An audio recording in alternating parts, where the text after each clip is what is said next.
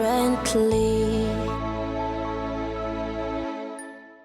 This is a very important step towards enabling full participation of persons with disabilities.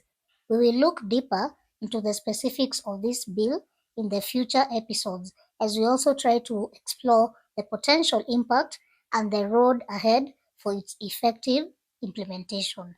Now, shifting focus to an equally vital aspect of well-being, mental health. Persons with disabilities face a lot of challenges which can also impact on their mental and emotional well-being. Let's take a look at the mental and maternal summit that happened. Many other times, for me, I would feel I want to commit suicide. And at times I could even be locked in somewhere so that I don't, because I would pick on anything and try to put it at my throat so that I can end my life. Mental health is an invincible disability that many people are struggling with. You might be disabled physically, but very many of us are disabled in a different way. And there is that notion that disability has to do with the poor. For a long time, the unique needs of mothers with disabilities have been overlooked. There are very many struggles in the maternal world, and if the able-bodied go through struggles, you can imagine how women with disabilities go through. During the International Maternal Health Day, Talking Hands, Listening Eyes organization held an event with the aim of creating awareness on the intersection of maternal mental health and disability. This year's theme is raising our voice, our strength, because in the past, as women with disabilities, and most of the times in many circles, we have allowed other people to speak on our behalf. Sometimes they don't give us the right audience. Sometimes they don't give us the right voices.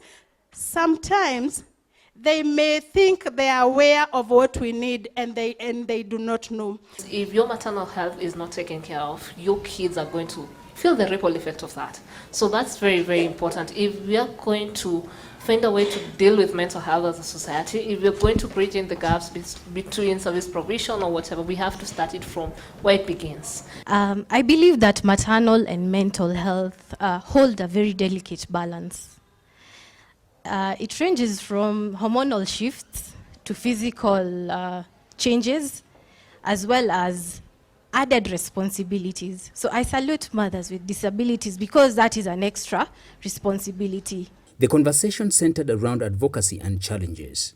I'm saying this to encourage you that you will come out of that. And even within that, because I still take medication to date, don't give up. And take those medication and those directives that you have been given by Daktari graciously and faithfully. I think the first thing we need to take away is the shame and understand that you're a human being first, and every person has their own needs, and every person is willing, if you're willing to become a mother. For example, they see me as Esther Maguta going to seek for family planning pills. The first thing they will question me, hata wewe unataka hizo? Like I'm not supposed to use that. If they see me pregnant, instead of taking care of me, what will they ask? Nani alikufanya hivi? So for me, I work in a deaf community. We in a group, we discuss about mental health awareness.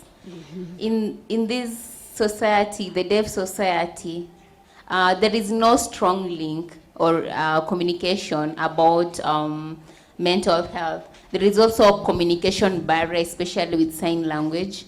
So in deaf community, sometimes accessibility or getting advocacy is not really possible.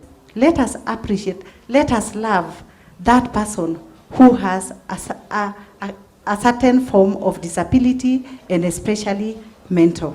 Some of these challenges are systemic, and women with disabilities face barriers in accessing maternal mental health care. And then when we go to the medical facilities and everything else, as the medical facilitators, if it is hospitals, make sure that they are accessible, that if I go to the facility, I'll be able to get in and get the help. Know your rights. If you walk into a healthcare, you have a right. If you walked into every healthcare, you have a right to say, do you have a psychologist here?